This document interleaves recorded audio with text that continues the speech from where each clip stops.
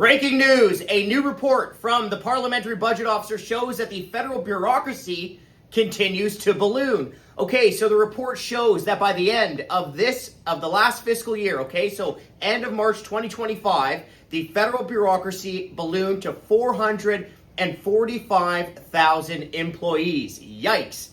That's an increase of over 13,000 bureaucrats compared to the previous year's departmental plans.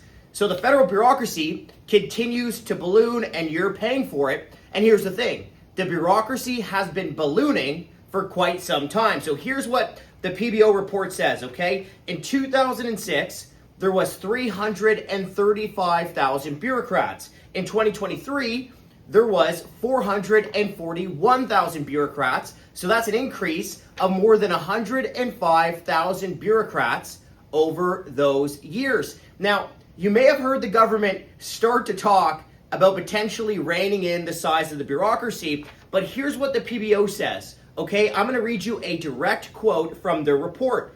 From 2025 onwards, the number of planned employees is projected to decline, falling to 415,000 employees in 2027.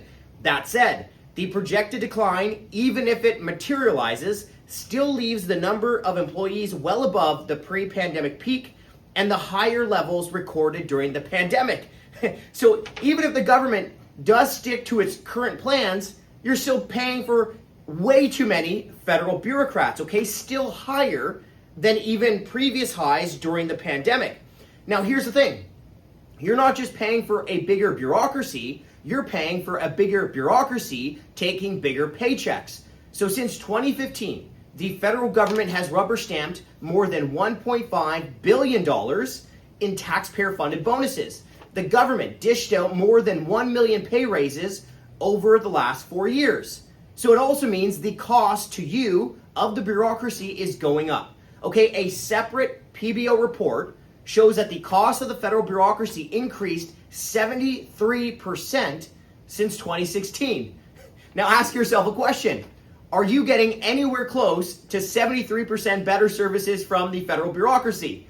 I think that answer is a big fat no. So here's what has to happen.